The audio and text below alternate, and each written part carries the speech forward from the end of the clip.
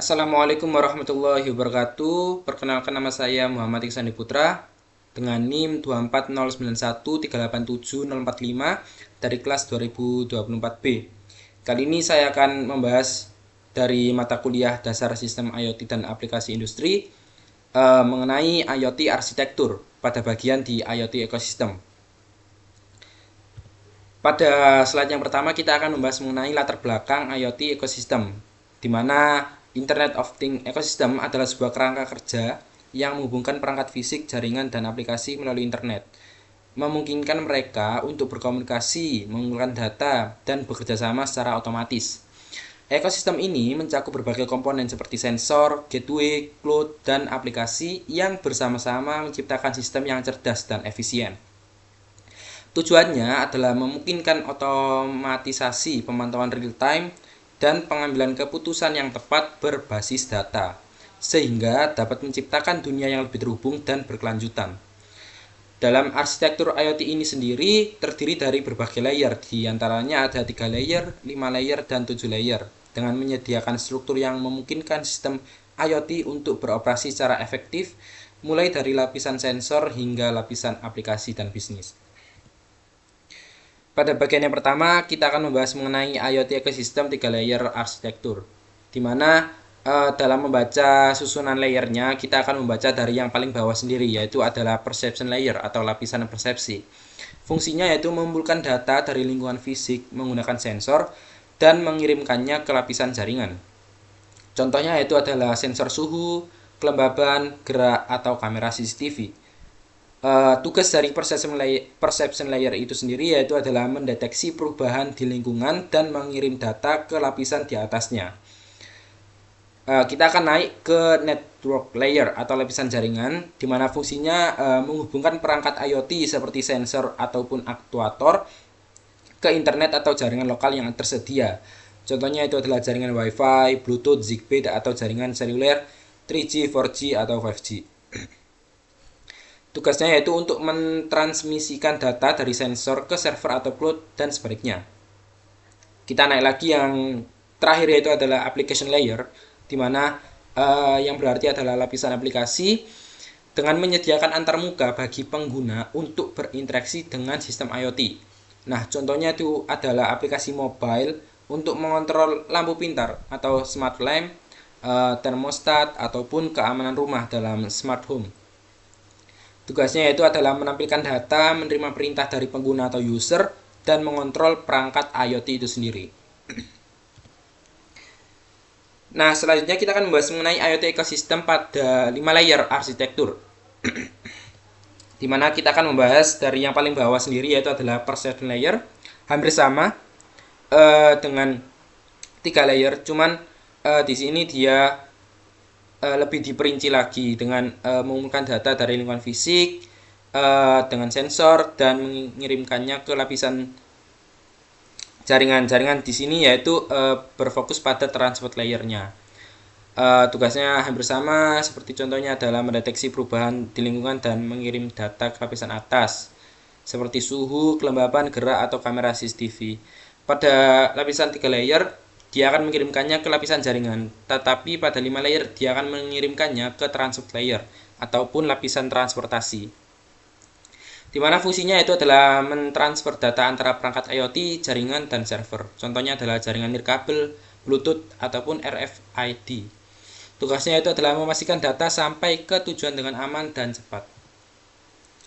Selanjutnya adalah processing layer atau lapisan pemrosesan, di mana fungsinya adalah menyimpan, menganalisis, dan memproses data dalam jumlah yang besar.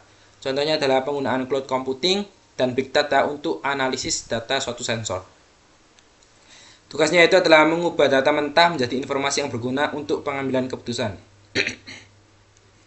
Selanjutnya adalah application layer atau lapisan aplikasi, yang fungsinya adalah menyediakan antarmuka bagi pengguna untuk berinteraksi dengan sistem IoT. Tetapi pada lapisan 5 layer adalah lebih fokus pada aplikasi yang lebih kompleksnya, di mana suatu contoh adalah aplikasi untuk memantau kesehatan pasien secara real time atau nyata dengan sistem manajemen lalu lintasnya. Tugasnya itu adalah menyediakan layanan aplikasi khusus kepada pengguna. Nah, yang terakhir yaitu yang paling atas adalah lapisan bisnis, di mana fungsinya adalah mengelola aspek bisnis dari sistem IoT, termasuk model bisnis, keuntungan, dan privasi suatu pengguna atau user. Contohnya adalah analisis data untuk meningkatkan efisiensi operasional atau pengembangan produk baru. Tugasnya itu adalah membuat keputusan bisnis berdasarkan data yang dikumpulkan dari IoT itu sendiri. Next, kita akan membahas mengenai IoT ekosistem 7 layer arsitektur, di mana lapisan yang pertama atau lapisan paling bawah adalah physical device dan controllers atau perangkat fisik dan pengontrol. Fungsinya adalah terdiri dari sensor, aktuator, dan perangkat fisik lainnya yang mengumpulkan data dari lingkungan. Contohnya adalah sensor suhu, kamera CCTV, atau aktuator yang mengontrol suatu perangkat IoT. Nah, tugasnya itu adalah mengumpulkan data sebanyak-banyaknya dan real time dari lingkungan dan mengirimkannya ke lapisan di atasnya. Nah, lapisan yang kedua adalah connectivity atau konektivitas, di mana fungsinya hampir sama seperti lapisan jaringan, tetapi di 7 layer arsitektur ini kita akan membahasnya lebih kompleks, di mana fungsinya adalah menghubungkan perangkat IoT melalui jaringan seperti Wi-Fi, Bluetooth, ataupun RFID. Nah, contohnya adalah jaringan yang menghubungkan sensor suhu ke suatu server. Tugasnya adalah memastikan data dapat dikirim dan diterima dengan aman. Nah, kita naik yaitu adalah edge computing, di mana berarti komputasi tepi. Untuk fungsinya adalah melakukan analisis dan transformasi data di dekat sumber data atau edge sebelum dikirim ke cloud. Contohnya adalah pemrosesan data sensor di gateway atau gerbang utama dari IoT sebelum dia masuk atau sebelum dikirim ke suatu server pusat. Tugasnya adalah mengurangi beban jaringan dan meningkatkan kecepatan pemrosesan. Selanjutnya kita naik yaitu adalah data accumulation atau akumulasi data, di mana fungsinya adalah menyimpan data yang dikumpulkan oleh perangkat IoT. Contohnya adalah penyimpanan data di cloud atau database. Nah, tugasnya yaitu adalah menyimpan data mentah untuk analisis jangka panjangnya. Kita naik lagi nih di data abstraction atau abstraksi data atau dugaan sementara dari suatu data yang telah kita akumulasi tadi, di mana fungsinya adalah menggabungkan dan mengakses data dari berbagai sumber. Contoh dari nyata dari data abstraction ini adalah menggabungkan data dari sensor suhu, kelembapan, dan juga cahaya untuk analisis yang lebih lanjutnya, di mana tugasnya itu adalah menyediakan data yang terstruktur untuk lapisan pemrosesan. Nah, kita naik lagi di lapisan selanjutnya adalah application atau aplikasi, di mana fungsinya adalah menyediakan layanan suatu aplikasi seperti pelaporan, analitik, maupun kontrol. Nah, contohnya adalah dashboard untuk memantau kinerja suatu perangkat IoT secara real time atau secara nyata. Tugasnya adalah menyajikan data dalam bentuk yang mudah dipahami oleh pengguna atau user yang menggunakan suatu IoT itu. Selanjutnya yang terakhir adalah collaboration dan proses, adalah fungsinya adalah melibatkan orang dan proses bisnis dalam mengelola suatu sistem IoT. Contohnya adalah kolaborasi antar tim IT dan tim operasional untuk mengoptimalkan sistem IoT di suatu pabrik.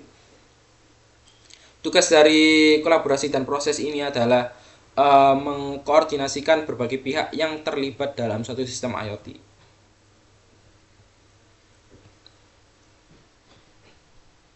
Nah, kita kan sudah membahas nih mengenai suatu lapisan-lapisan dan juga penjelasan dari suatu lapisan antara 3 layer, 5 layer, dan 7 layer, dimana saya sudah menemukan suatu kesimpulan secara saya bentuk secara tabel ini, dimana yang membedakan antara 3 layer, 5 layer, dan 7 layer adalah yang pertama dalam aspeknya yaitu kompleksitasnya, dimana 3 layer suatu kompleksitas dari layernya itu adalah yang paling sederhana.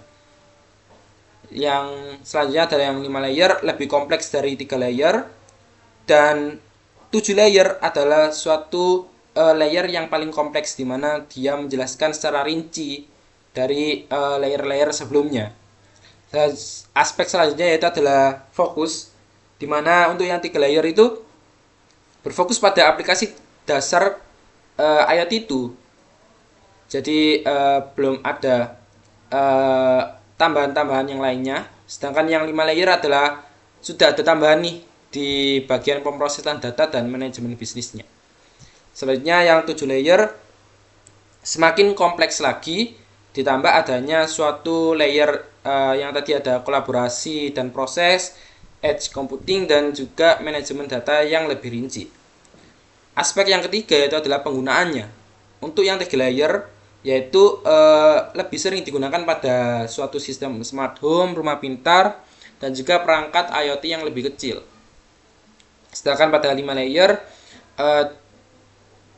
lebih naik lagi yaitu digunakan pada smart city atau kota pintar dan juga sistem IoT dengan level yang menengah. Sedangkan pada 7 layer sudah digunakan dalam sistem industri 4.0 dan juga smart city yang lebih besar juga. Aspek yang terakhir yaitu adalah adanya lapisan tambahan, di mana yang 3 layer belum memiliki lapisan tambahan sehingga masih dikatakan dalam bentuk yang sederhana. Tetapi untuk yang 5 layer adanya lapisan tambahan yaitu pada bagian business layer dan juga processing layer, yaitu adalah lapisan bisnis dan lapisan proses yang lebih menjelaskan secara rinci dan detail dari adanya satu layer itu sendiri. Dan untuk yang 7 layer yaitu adalah lapisan tambahan di collaboration, edge computing, dan juga data abstraction maupun data accumulation, yaitu adalah menjelaskan lebih rinci dari layer-layer sebelumnya. Sehingga baik 3 layer, 5 layer maupun 7 layer itu sama-sama menjelaskan secara rinci, tetapi dia mempunyai kekurangannya yaitu mungkin kurang detail ataupun kurang rinci dari penjelasannya, sehingga adanya 3 layer, 5 layer maupun 7 layer itu sangat bisa memudahkan dan juga menguntungkan bagi suatu pengguna atau user itu dalam mengoperasikan maupun memanajemen adanya Internet of Things atau IoT itu sendiri. Nah, kita sudah sampai di penghujung slide, yaitu dimana kita sudah membahas mengenai Internet of Things pada bagian arsitektur, terutama di IoT ekosistem dengan sangat baik. Mungkin itu saja informasi yang dapat saya sampaikan. Kurang lebihnya mohon maaf. Terima kasih. Wassalamualaikum warahmatullahi wabarakatuh.